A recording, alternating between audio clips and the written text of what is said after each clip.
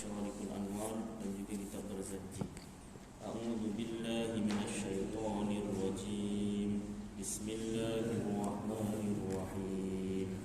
Allahumma inni ihtantu bidarbillah tuluhu ma sya'allah kufluhu la ilaha illallah babuhu Muhammadur Rasulullah sallallahu alaihi wasallam saqafuhu la hawla wa la quwwata illa billah al-aliyyil azim ahata bina bismillahirrahmanirrahim alhamdulillahi rabbil alamin arrahmanir rahim maliki yaumiddin iyyaka na'budu wa iyyaka nasta'in ihdinas siratal mustaqim siratal ladzina an'amta 'alaihim ghairil maghdubi 'alaihim waladdallin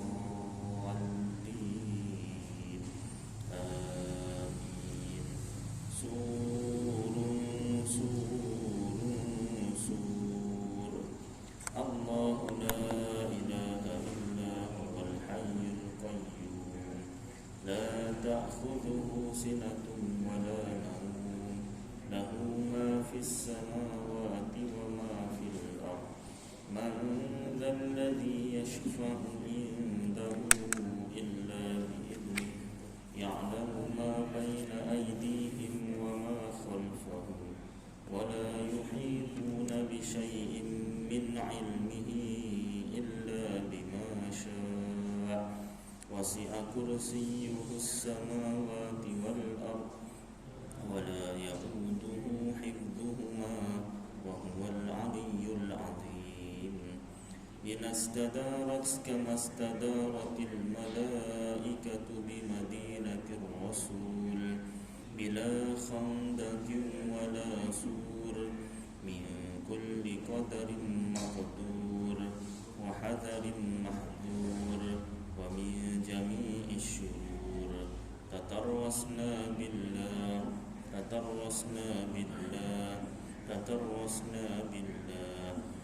min aduwina wa aduwillah min saqi arshillah ila qa'i ardillah bimi'ati alfi la hawla wa la quwwata illa billah al-aliyyil azim.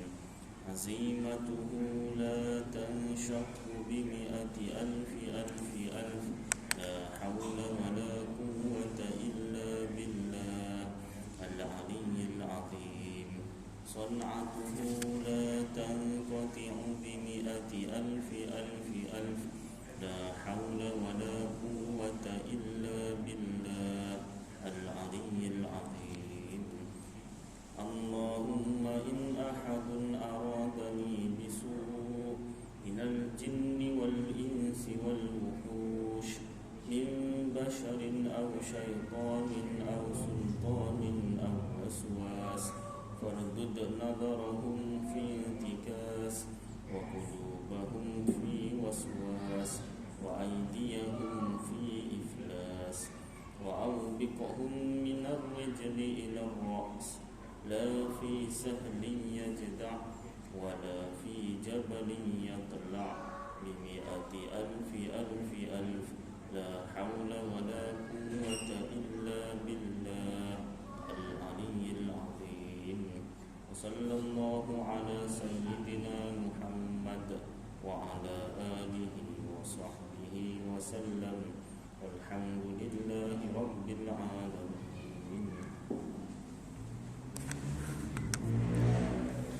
Menerusi surah Al-Ihsan Kampung Senaran Baru yang dihormati, menerusi surah yang dihormati barisan edik surah yang dikasihi tuan-tuan imam, tuan-tuan bilal, muslimin, muslimat yang dirahmati Allah Subhanahu wa taala.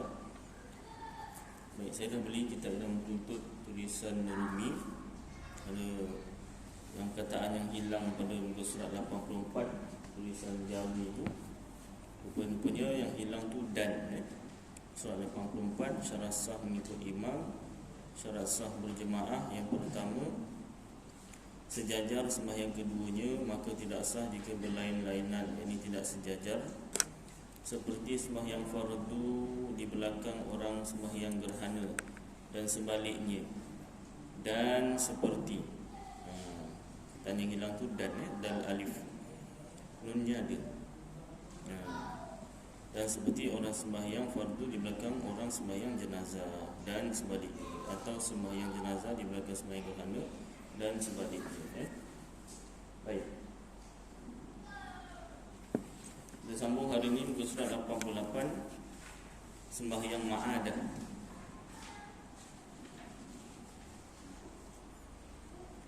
Peringatan, sembahyang fardu yang 5 ini sunat diperbuat berulang, yang disebut ma'adah. Kalau bahasa Melayu dipanggil sembahyang berulang, bahasa Arab dipanggil sembahyang ma'adah atau i'adah atau a'adah, baris itu, yaitu diulang berjemaah sekali lagi bersama orang lain.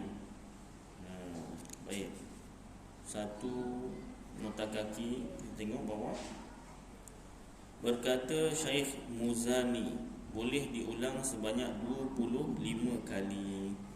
Dan kata Syekh Abu Hasan Al-Bakri, boleh diulang beberapa kali selagi waktu masih ada. Sebut dalam kitab Bujairimi Iqna juzuk 2 muka surat 103. Ambilannya daripada kitab Arab Bujairimi Iqna, masyhur di pondok pesantren madrasah mengaji kitab Iqna mazhab Syafi'i, kitab Arab.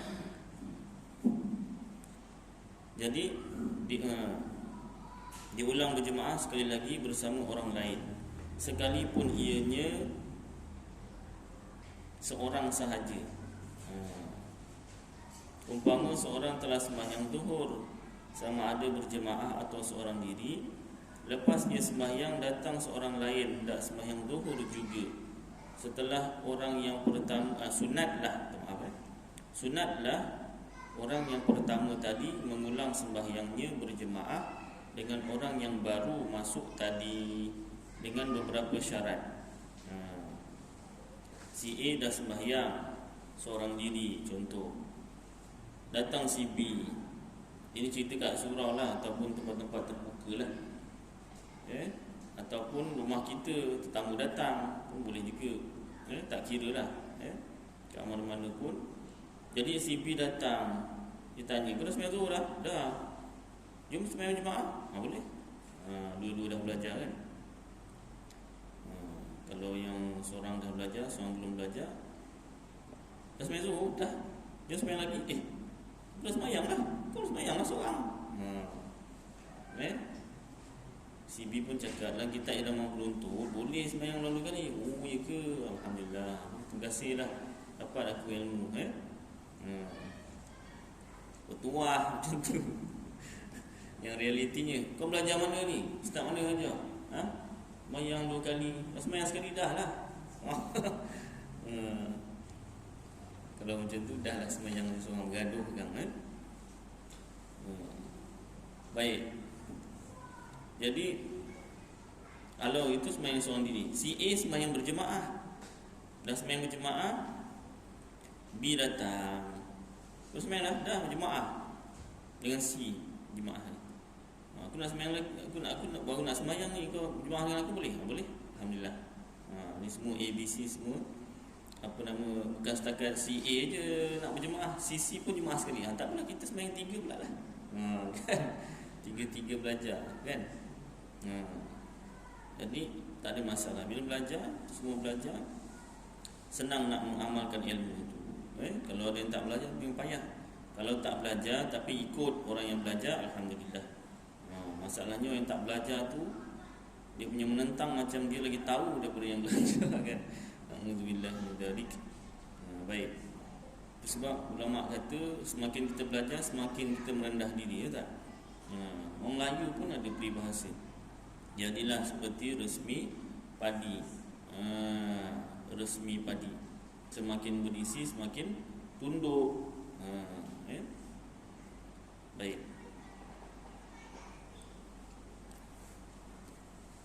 Beberapa syarat, ada syarat lah. Yang pertama ataupun alif, waktu masih ada. Kalau dah habis waktu, tak boleh lah. Yang pertama, waktu masih ada. Ini cerita sembahyang awal waktu lah ni, atau waktu khiyar, waktu pilihan. Yang kedua, taubat berjemaah dari awal hingga akhir pada sembahyang yang kedua. Sembahyang kedua tu kena berjemaah dari awal sampai akhir. Yang ketiga, tak sembahyangnya yang pertama sah. Jadi kalau sembahyang pertamanya tak sah, yang ma'adah tu kira sembahyang pertama lah. Macam tu tak jadi ma'adah sembahyang pertama.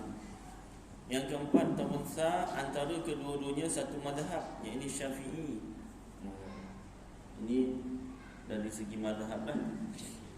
Yang kelima ataupun jim, bukan dalam sembahyang syiddatul khauf. Syiddah sangat, al-khauf takut, sangat takut. Ini sembahyang masa perang. Sembahyang masa perang. Sembahyang masa perang sekali je lah. Banyak kali kan, susah. Yang ke-6 ataupun ca, sembahyang berjemaah itu memang dituntut pada dirinya. Contohnya dia orang yang sunat muakkad, asal sembahyang berjemaah sunat muakkad kan. Apatah lagi kalau dia fardu kifayah sembahyang berjemaah. Contoh surau tu ada 2 orang je lelaki yang ada ketika tu. Contohnya Zuhur, orang lain semua kerja, dia kerja malam, contoh shift malam kan. Jadi dia 2 orang ni je lelaki. Si A datang awal surau Zuhur. Dia lah azan, dia lah sembahyang seorang diri. Dia iqamat, dia sembahyang sendiri. Sembahyang seorang iqamat tak? Ada sunat iqamat. Sembahyang sendiri pun sunat azan dan sunat iqamat. Sembahyang sendiri, siap dia sembahyang, beri salam, B pun datang. Lepas sembahyang dah, ajulah sembahyang lagi. Pasal kau sembahyang seorang kan. Kampung kita ni yang sembahyang berjemaah dekat surau, masjid atau musalla. Jadi tak lepas pula fardu kifayah.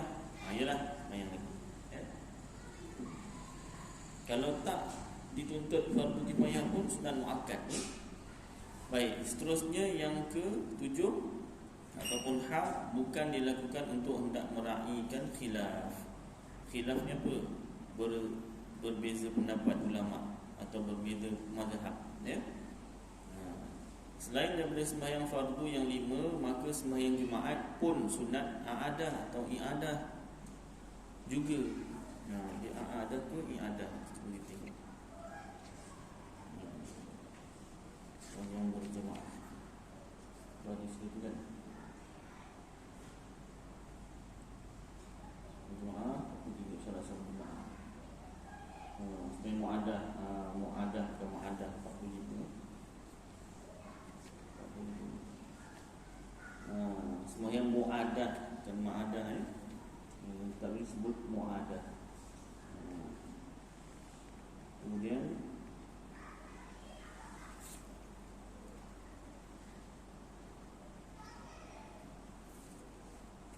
selain sembahyang fardu sembahyang Jumaat pun sunat a'adah tu i'adah.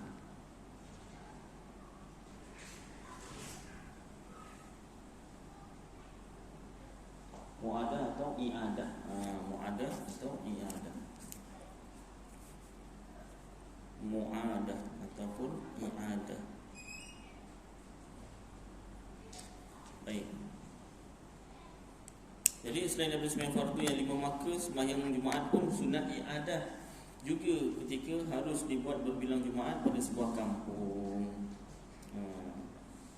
Boleh juga. Contohnya masjid tak cukup besar ke kan. Perhatian, diluluskan seorang itu meninggalkan sembahyang berjamaah dengan sebab ada uzur.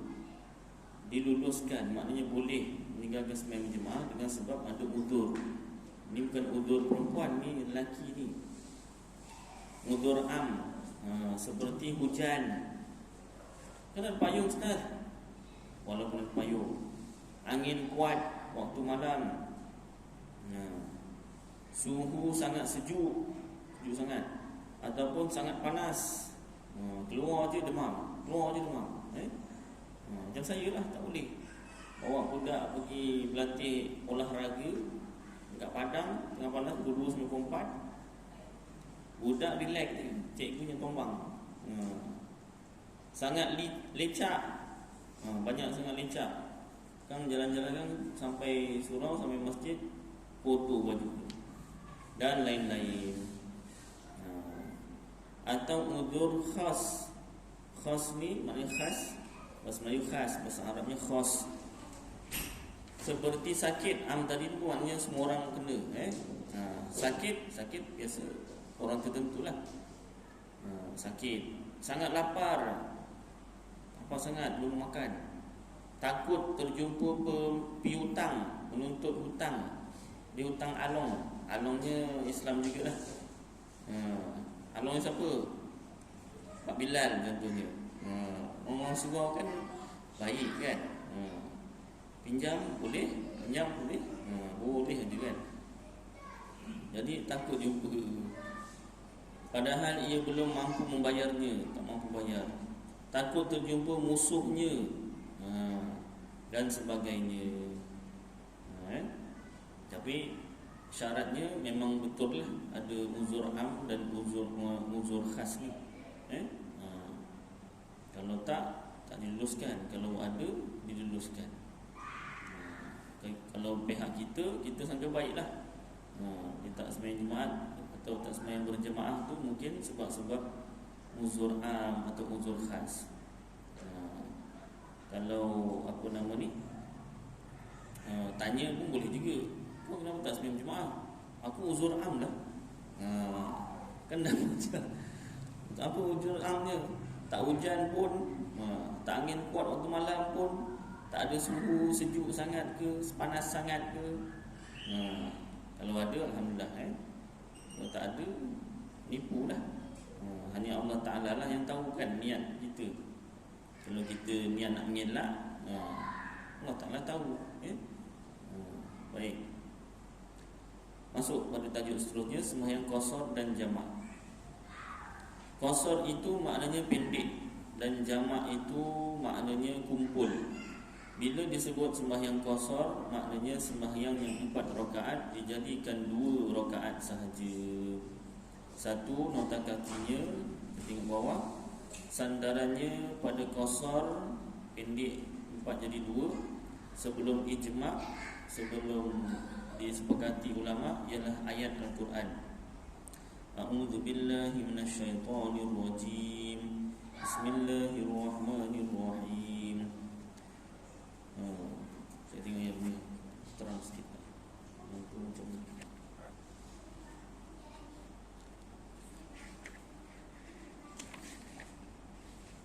Salah baca. Dia kabur ni. Ni terang sikit. وَإِذَا ضَرَبْتُمْ فِي الْأَرْضِ فَلَيْسَ عَلَيْكُمْ جُنَاحٌ أَن تَقْصُرُوا مِنَ الصَّلَاةِ إِنْ خِفْتُمْ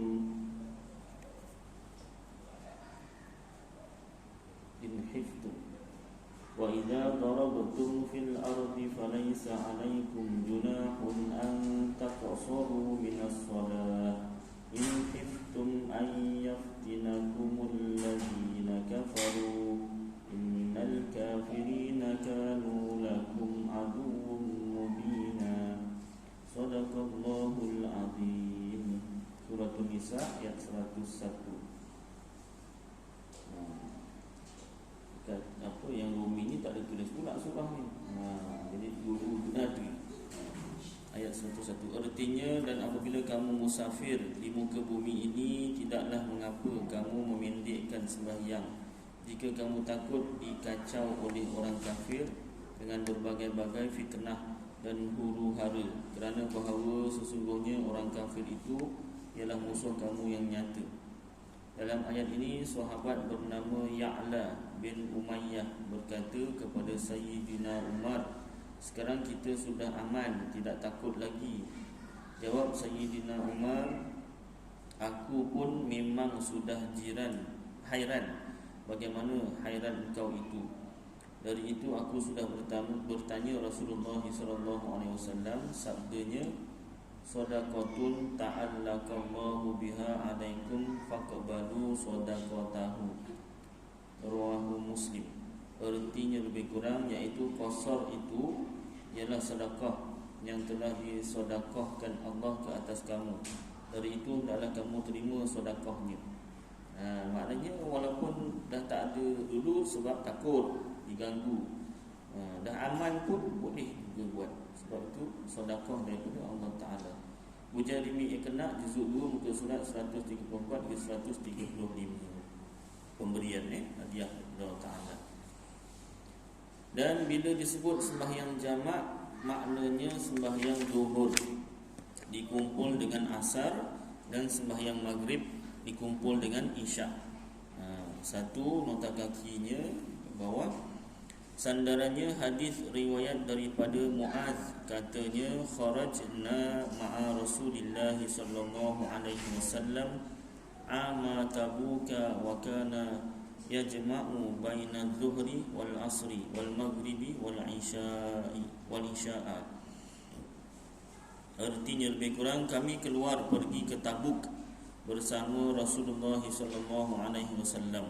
Dalam perjalanan itu baginda mengumpulkan sembahyang zuhur dengan asar dan maghrib dengan isyak. Bujarimi juzuk 2 muka surat 145. Baik, kedua-dua cara ini sambung ialah keringanan atau kemudahan yang dikurniakan oleh Allah Subhanahu wa taala kepada hamba-Nya dalam masa musafir. Kerana orang musafir itu di dalam kesusahan, dari itu diberi keringanan dan kemudahan. Jadi kalau macam cerita asal tadi tu diberi keringanan pendek dan jamak atas sebab takut diganggu orang kafir. Jadi walaupun dah aman, dah tak ada gangguan dari orang kafir, tetap boleh juga dan digalakkan. Afdal sebenarnya, lagi baik jamak dan qasar. Arwah bapa saya pernah cakap, buat apa dia sembahyang jamak? Qasar kan surau masjid banyak, tepi jalan, pergi mana-mana kat Malaysia kan banyak. Tapi jawapannya bukan sebab banyak masjid ke banyak surau, memang pemberian hadiah Allah Ta'ala. Jadi walaupun banyak masjid banyak surau, makna kata kalau perjalanan jauh sekalipun kan, JB Kelantan contohnya, JB Perlis contohnya kan jauh. Tapi kalau setakat nak 1-2 jam berhenti tu, jumpa surau ke apa, musola, paling tidak musola lah kan. Paling tidak kalau tak jumpa arenar pun hentian rehat pondok tu kan. Jadi pendapat arwah bapa saya macam itulah, kata apa nak sembahyang jamak qasar, nanti kan zuhur berhentilah sembahyang zuhur, kan asar berhentilah sembahyang asar. Jadi jawapannya dalam kitab, walaupun boleh macam tu, tapi dari segi afdal lagi sembahyang jamak qasar.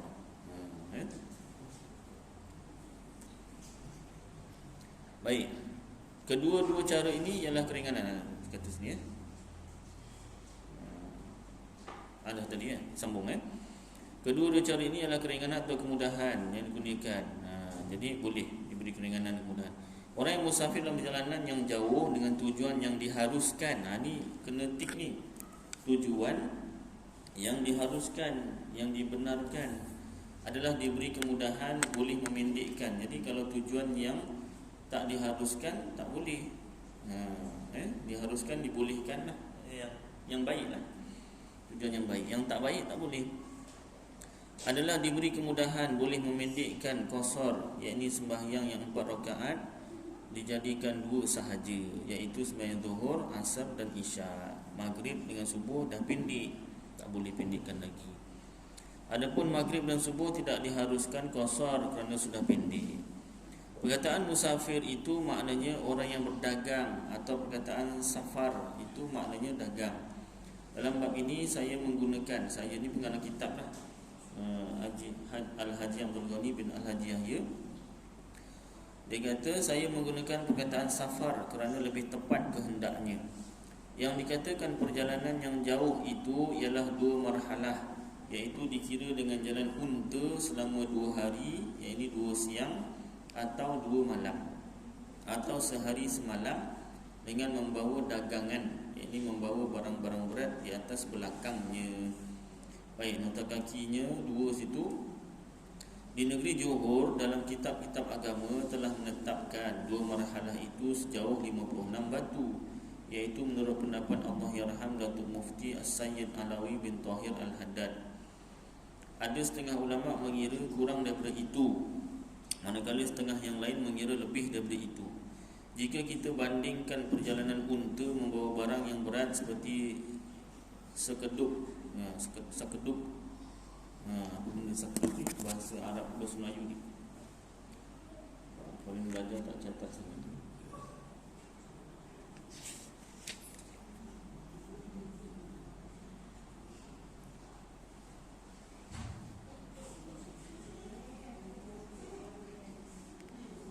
Membawa orang dengar.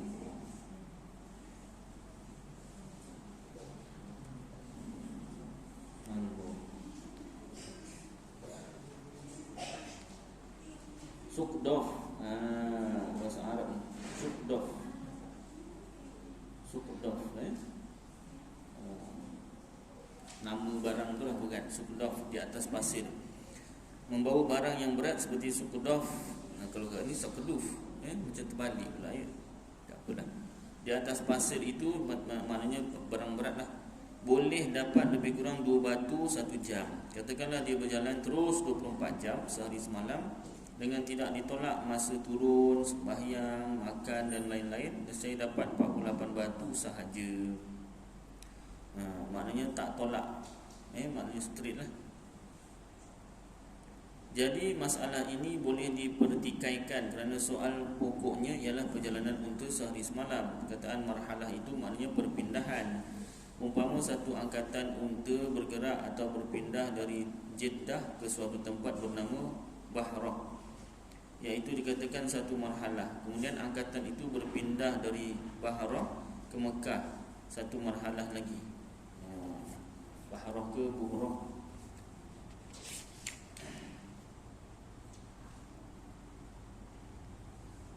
Bahrah, betul Jadi jumlahnya 2 marhalah. Saya sendiri pernah mengalami dalam tahun 1924, kata pengarang kitab, masa pergi haji yang pertama naik syakduf atas belakang unta. Oh, ni macam tempat duduk lah, kerusi ni, dia naik syakduf tu, nama syakduf nama dia. Atas belakang unta, bertolak dari Jeddah kira-kira pukul 5 petang sampai di Bahrah lebih kurang pukul 3 pagi. Kemudian kira-kira pukul 4 petang esoknya bertolak dari Bahrah sampai ke Mekah kira-kira pukul 9 pagi. Lusa. Ini perjalanan dari Bahrah ke Mekah jauh sedikit. Kemudian dalam tahun 1927 demikian juga pergi kali yang kedua, sama. Dari keadaan ini, dari Jeddah ke Mekah boleh dikira 2 marhalah.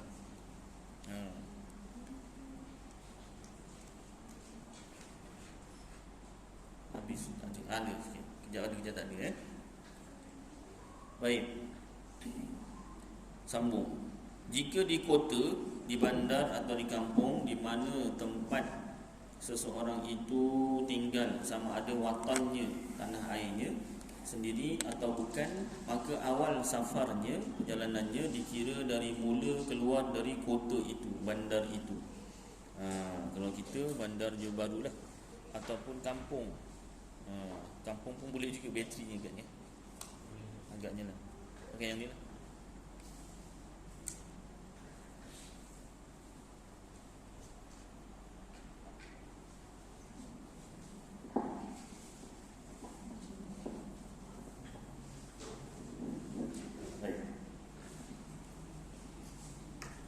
Jadi bila start safarnya tu dikira dari mula keluar dari kota itu.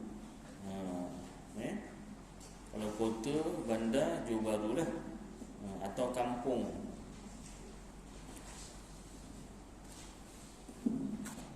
Setengah kitab yang lain sebut dari kampung atau taman tu pun boleh. Dah boleh jamak, maksudnya keluar dari kampung. Kalau nak pegang yang keluar dari bandar Johor Bahru pun boleh. Di negeri kita bolehlah dikira sebaik saja lepas daripada kawasan majlis perbandaran atau bandaran atau majlis tempatan. Ini kaul yang muktamad Johor Bahru lah, maknanya apa nama ni, daerah.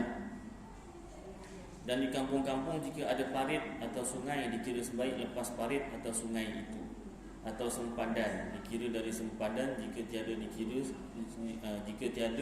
dikira setelah habis kawasan perumahan. Kawasan perumahan taman. Dan habislah safarnya, perjalanannya, dah tak boleh jamak apabila ia sampai ke watannya, patah balik ke tanah airnya, itulah tempat tinggalnya, sebaik jejak ke kota atau kawasan bandaran masa bertolak. Ini kalau yang muktamad daerah lah Johor Bahru.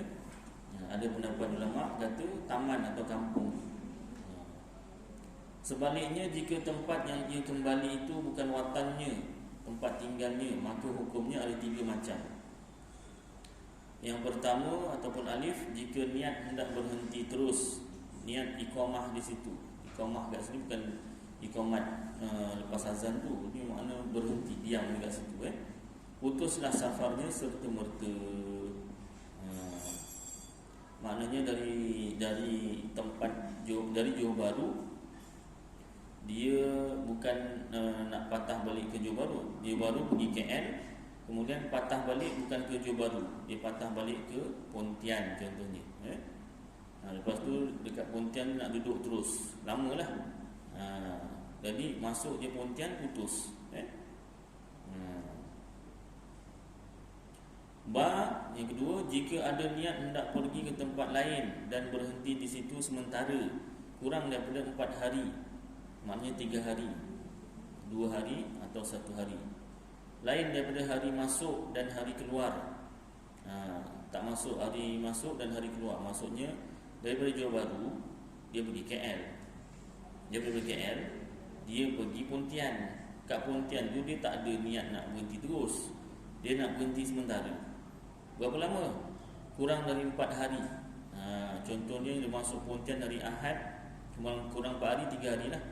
Dia masuk hari Ahad, Isnin, Selasa, Rabu, Khamis dia keluar dari Pontian. Dan kerana ada urusan yang diharap-harap boleh selesai 2-3 hari, tiadalah putus safarnya, boleh lagi sembahyang jamak. Yang ini boleh qasar dan jamak, boleh pendekkan dan jamak, kumpulkan. Pada hak orang ini, sekiranya tidak selesai urusannya demi sehari ke sehari, diluluskan ia qasar dan jamak sehingga 18 hari. Dia sangka urusannya 3 hari selesai, tak selesai. Sampai 18 hari dibenarkan jamak. 18 hari tak masuk hari masuk dengan hari kedua lah. 18 hari. Urusan apa Ustaz? Tak tahulah. Urusan kahwin ke, urusan beli kereta ke, apa tukar rotek ke, tak tahulah. Adalah urusan itu kan. Tanyalah orang ni. Baik. Yang ketiga ataupun ta, jika hendak berhenti 4 hari dengan tiada urusan, tak ada urusan, saja-saja, putuslah safarnya. Tadi kan 3 hari kan, dengan ada urusan. Ini tak ada urusan, masuk 4 hari je, putuslah safarnya. Ini tidak boleh qasar dan jamak. Sebaik-baik tiba kawasan tempat itu. Maknanya dia ikut niat dia. Kalau dia niat nak berhenti terus, sampai je dah tak boleh jamak dan qasar. Kalau dia niatnya ada urusan ni 3 hari, insya-Allah lah selesai. Tak selesai sampai 18 hari dibenarkan. Kalau niatnya tadi nak berhenti memang 4 hari, putuslah safarnya. Tidak boleh qasar dan jamak. Sebaik-baik tiba kawasan tempat itu. Bagi membolehkan seseorang mengerjakan sembahyang qasar itu, hendaklah ada 8 syarat. Baik, itulah 3 perkara kalau kita tak patah balik ke tempat tinggal kita, ke rumah kita. Baik, untuk qasar, pendekkan sembahyang 4 kepada 2, ada 8 syarat. Baik, sebelum tu tentang jarak perjalanan ni 56 batu ni, dan ada setengah ulama kata kurang daripada itu. Kurang daripada itu tu berapa? Ada dalam kitab apa nama ni? Kitab Arab apa nama dia lupa. Bughyatul Mustarsyidin itu kitab mazhab Syafi'i juga. Ada ulama kata paling paling apa ni? Dekat, paling bukan jauh, paling dekat sebenarnya, paling jauh lah. Kan situ kan 56 batu kan. Paling jauh kata ulama yang lagi dekat tu satu batu. Satu batu. Itu pendapat yang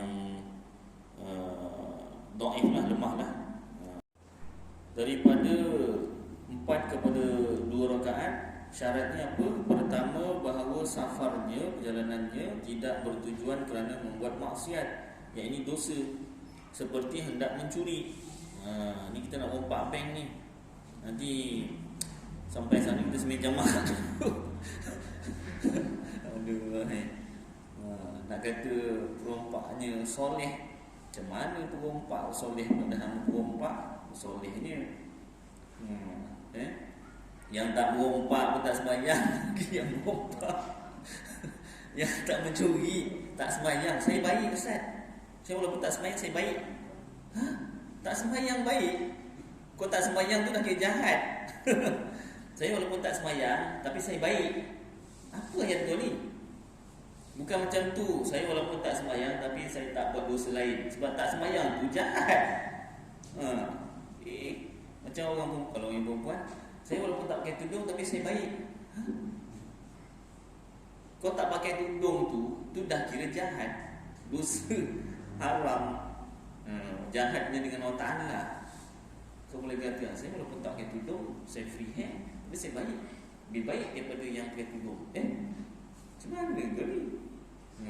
Satu, kurang ilmu lah. Yang kedua, dia tak nampak ke ni, apa buka tu, apa mendedahkan aurat tu haram, jahat dengan Allah Ta'ala. Habis Ustaz nak cakap semua yang pakai tudung semua baik? Mudah-mudahan lah.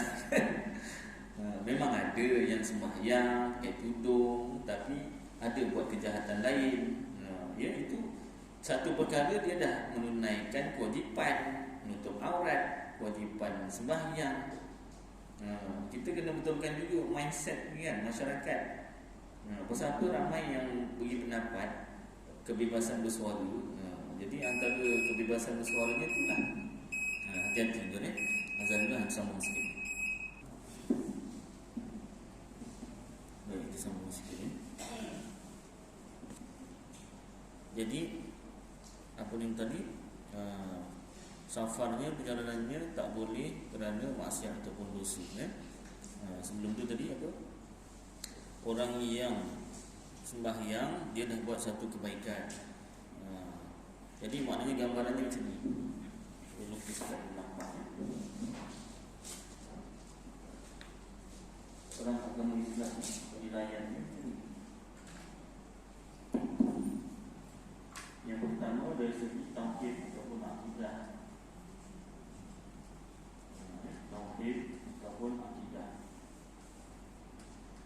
maknanya dari segi tauhid mesti betul, tak boleh salah. Kalau tauhidnya betul, insya-Allah masuk pada syariatnya. Syariatnya ni ibadat, nakahat, muamalat, jinayat, orang itu. Hukum syariatnya. Kalau tauhidnya betul, syariatnya diterima. Kalau tauhidnya salah, syariatnya tak diterima. Kemudian dari segi tasawuf, tasawuf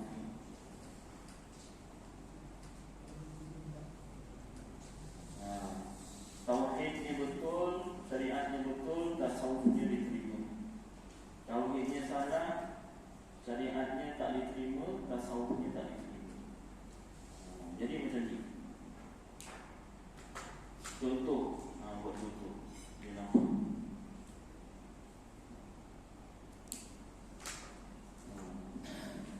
Kalau kat sekolah muat-muat ni, jadi murid ni, wah cantik ni kan. Dari segi tauhid, dari segi tauhid kepercayaan lah. Contohnya tentang apa contohnya, dari segi apa namanya, Allah bagi pinjam kuasa bermakhluk. Kalau tauhid sifat 20 lah senang sifat 20 dia belajar sifat 20. Belajar sifat 20 contoh kan, belajar betul kan. Kemudian dari syariat, contoh salah satu contohnya sembahyang, solat. Sembahyang. Kalau yang perempuan contohnya tutup aurat tu lah. Jadi kita tahu ini hubungan dengan manusia lah. Hubungan dengan manusia. Ada dengan kawan, jiran dan sebagainya. Hubungan dengan manusia.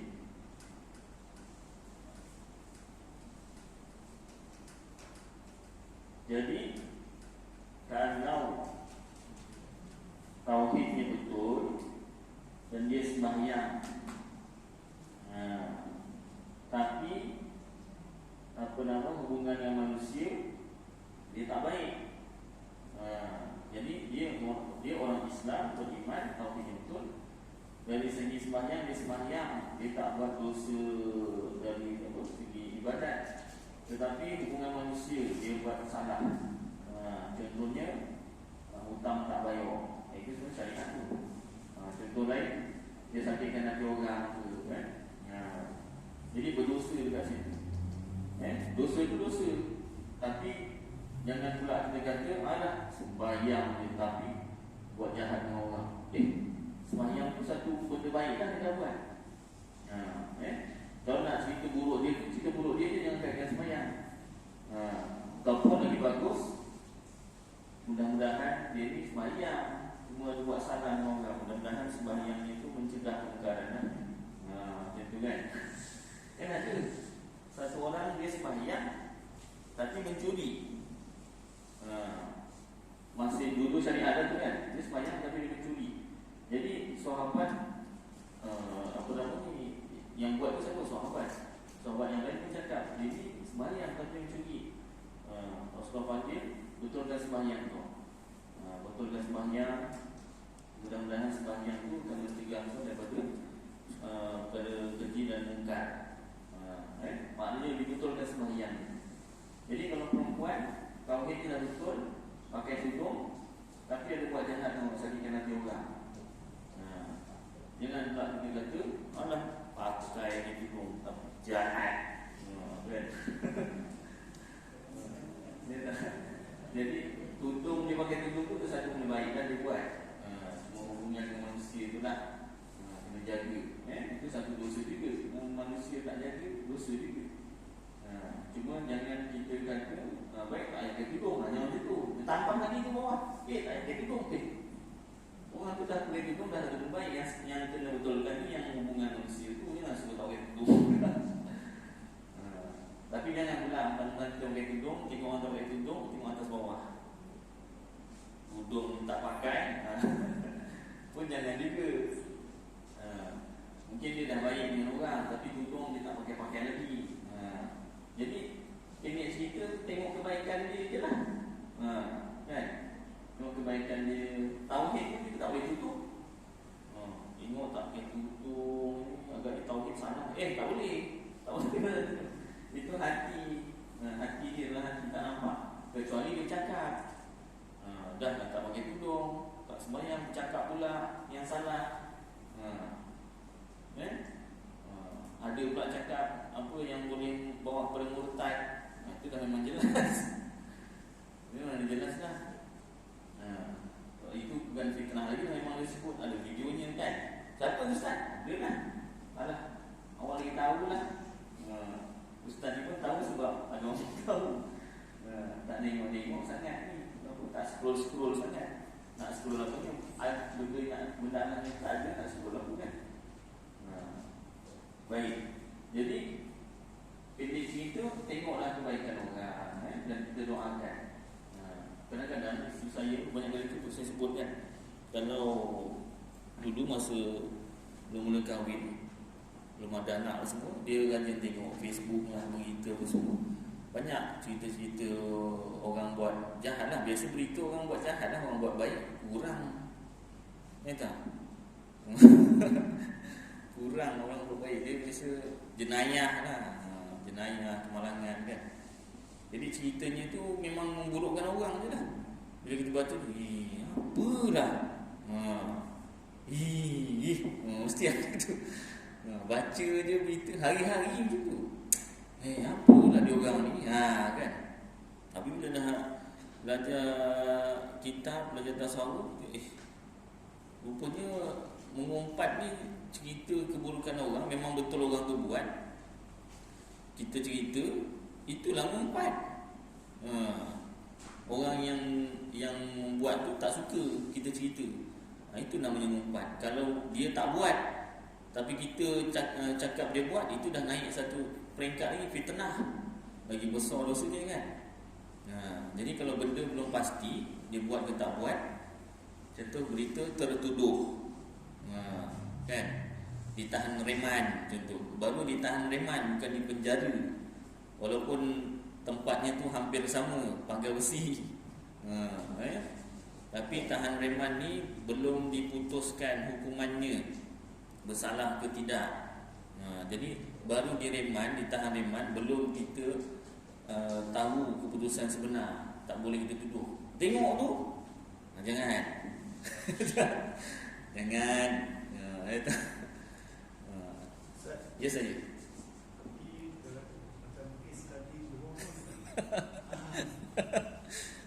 Sama lah ceritanya, tak kira siapa lah. Jadi maknanya tak, walaupun dia direman, kes dia kita tahu yang ya baik. Cuma belum diputuskan mahkamah. bila kalau dah betul-betul palsu, Baik. Jadi gini, apa nama ni, jadi kita kalau bukannya kategori tiga-tiga ni, semua dia tu right. Tadi tu semua right. dia ada Tauhid tu betul, syariat betul, tasawuf dia pun betul. dia buat ni. Kalau yang tentang itu dari segi lah. Ada satu lah select. Maksudnya ada satu yang select kat sini. Tapi dari segi akidah kita satu baik lah. Maknanya setakat ni dia tak ada cakap yang tak ni. Cuma dari segi ni lah syariat. Maknanya dari segi kalau itu dari segi apa tu? Muamalat lah. Muamalat tu kan. Tapi itu pun masih dalam siasatan lah. Maknanya kalau memang namanya tu macam tu kan. Tapi kalau yang pertama, setahu saya lah, kalau kes polis ni, kalau ada orang buat report, report je terus reman dulu, kemudian baru siasat. Ada siasat, kemudian naik turun untuk bicara, barulah last sekali keputusan. Jadi untuk diputuskan tu, dah putus tu barulah, kalau bersalah barulah orang kata sabit kesalahan lah. Sabit tu bahasa Arab dia tetap jatuhlah hukuman tu, kesalahan tu. Jadi pegang macam tu lah, gitu macam tu. Tak kira lah, alah ni dibayar Ustaz, itu nombor dua lah. Bukan nombor dua macam mana, maknanya kita kan percaya mahkamah kan. Sebab kita kalau boleh nak, selagi boleh bersangka baik, kita nak bersangka baik. Jadi kalau dalam hal ni boleh lagi kita bersangka baik, sebab dia masih belum diputuskan hukuman lah, belum dijatuhkan hukuman. Kalau dah dijatuhkan hukuman pun, kita itu keburukan dia. Kalau kita cerita merendah-rendahkan apa pun, kita boleh dapat dosa lah. Kena jaga juga. Jangan ish. Tengok tu, jangan. Hati-hati. Dia tu dah memang lah kan dapat dia punya bahagian. Kita ni pula jangan sampai dapat dosa, orang kata dosa kering. Jadi macam mana caranya nak cerita? Kalau nak cerita, satu mesti selitkan mudah-mudahan jadi pengajaran untuk kita. Satu, kemudian kita doakanlah supaya dia jadi lebih baik. Macam itulah, supaya kita ni tak jadi mengumpat. Kalau bahasa sekarang gosip itu dah lama juga gosip tu. Lagi baru membawang. Akan datang tak tahu mengapa lagi ya. Kenapa istilah-istilah dulu tukar? Asalnya mengumpat. Ditukar gosip jadi tak rasa macam mengumpat. Padahal sama formulanya, dosanya sama. Tukar lagi gosip tu dah macam sama macam mengumpat. Membawa dah macam tak rasa berdosa lagi. Kan? Jadi sebenarnya benda tu sama. Jadi hati-hatilah. Itu saya pesan isteri saya, kalau nak baca berita ke apa boleh Facebook apa kan. Cuma selipkanlah ajaran apa nama ni, kita doakan kan. Itu je lah pesanan. Baik. Sambung ni cerita bab apa nama tadi ni, sembahyang jamaah ni tadi Baik, qasar. Yang pertama, tidak bertujuan kerana membuat maksiat ataupun dosa seperti mencuri atau hendak berfoya-foya dengan perempuan yang tiada halal you kita jumpa ni kita sembahyang qasar dulu lah. Sembahyang qasar tak boleh, tak sah lah you. Kita kena berfoya-foya. Lah. Habis sembahyang tamam lah. Sembahyang tamam Tengok bola. Baik, payah juga nak jawab sekejap. Saya fikirkan kita tengok hukum ni. Asalnya tengok bola tu untuk hiburan lah kan. Hiburan.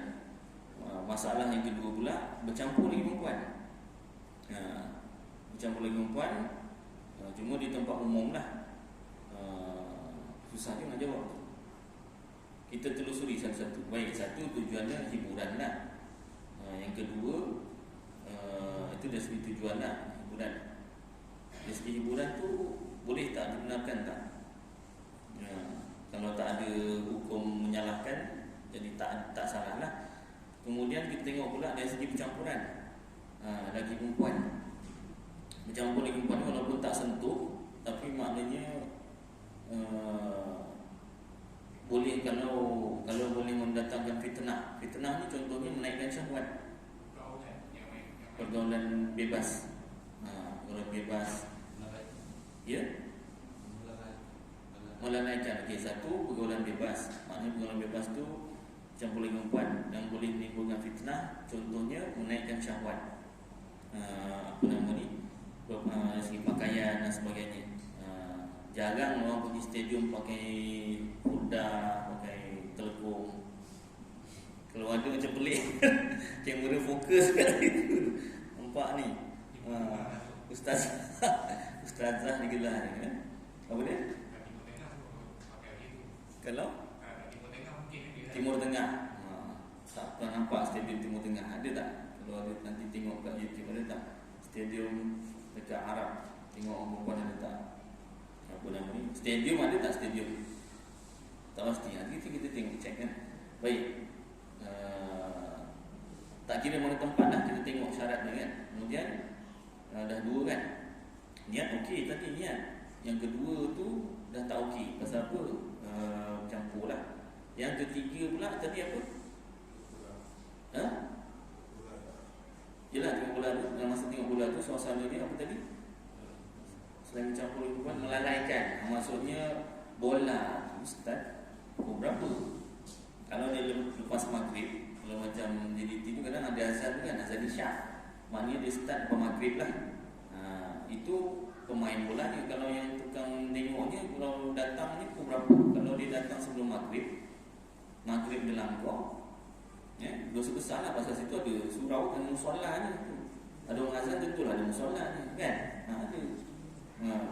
Cuma muat tak muat je lah, gili-gili lah kan. Berapa kali nak gili tak tahulah tu. Baik. Tapi kalau jauh saya nak jamak, saya jamak takhir pasal maghrib masuk isyak. Tapi tadi dah dua. Yang kedua tu tadi masalahnya campur lingkupan tu. Lagi apa?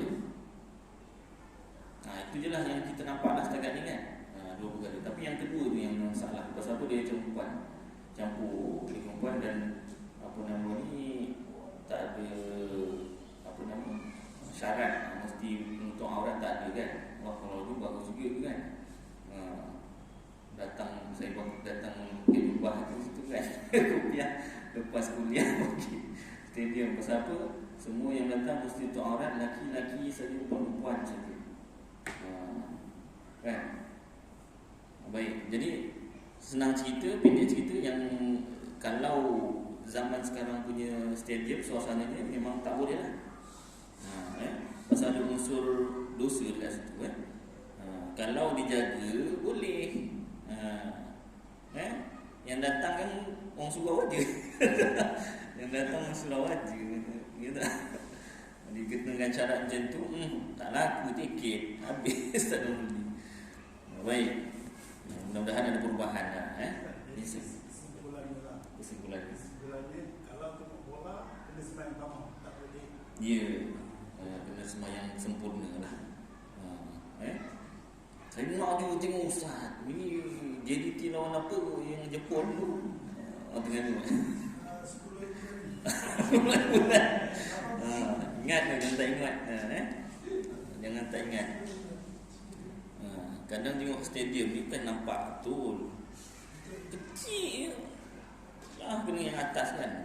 Kat TV lagi nampak siapa yang tendang, siapa boleh ulang-ulang lagi. Suasana lain. Suasana nak dapatkan suasana tu masalah tu. Nak tengok orang main bola ke nak tengok apa kan. Baik. Jadi apa nama ni, niat kita lah. Yang pertama niat, dan kita doakanlah supaya saudara mara kita yang lain tu, saudara kita yang Islam jadi lebih baik Baik, sambung. Yang kedua, perjalanannya jauh, 2 marhalah atau lebih, bagaimana telah dinyatakan di awal fasal ini. Qaul Mu'tamad tadi 54 batu sama 90 km. Qaul Dhaif ada yang paling dekat 1 batu Baik, yang ketiga, sembahyang yang dikosor itu ialah jenis sembahyang yang 4 rakaat dikerjakan tunai. Dari itu tidak diluruskan kosor sembahyang qada yang ditinggalkan masa dalam tempat kediaman. Malahan iaitu wajib diqada dengan tamam sempurna 4 rakaat. Tetapi sembahyang yang ditinggalkan dalam masa safar harus diqada dengan kosor dalam masa safar, dan harus diqada dengan tamam, dan tidak harus diqada dengan kosor bila sudah sampai ke tempatnya. Kita ada sembahyang qada banyak, lepas tu berjalan. Ini nak peluang ni nak kita jamakkan, kosorkan semua. Yang qada-qada tak boleh, kena sembahyang tamam. Caranya kalau nak cepat habis, ataupun bukan cepat habis lah, kalau banyak tu lambat juga habis. Tapi usahakan kalau nak ringan sedikit, ambil yang wajib sahaja. Sembahyang qada kalau kita kosorkan tak boleh, pendekkan daripada 4 jadi 2 tak boleh. Sembahyang zuhur, asar, isyak, qada tak boleh kita pendekkan. Tapi boleh kita ringankan. Maksud ringan tu ambil yang wajib, ambil yang rukun sahaja. Boleh sah. Macam bukan kata qada, sembahyang biasa pun kalau ambil yang rukun saja, yang wajib saja sah. Cuma pahala tu tak sempurna lah. Baik. Yang keempat, mahu ada niat mengerjakan ini. Kita sambung dah 20 minit lebih ni. Ini kita sambung lagi akan datang, mudah-mudahan tentang syarat-syarat nak qasar. Mudah-mudahan apa yang kita baca bersama jadi manfaat untuk saya dan tuan-tuan, dapat kita amalkan dan sampaikan insya-Allah. Aku qouli hadza wa astaghfirullahal azim li wa lakum wa lisa'iril muslimin wal muslimat wal mu'minin wal mu'minat, astaghfiruhu wa ya fawzal mustaghfirin wa ya najatat taibin. Wa sallallahu tabaraka wa ta'ala ala khairi khalqi sayyidina maulana Muhammad wa ala alihi wa sahbihi wa baraka wa sallam. Subhana rabbika rabbil izzati amma yasifun wa salamun ala al mursalin walhamdulillahi rabbil alamin.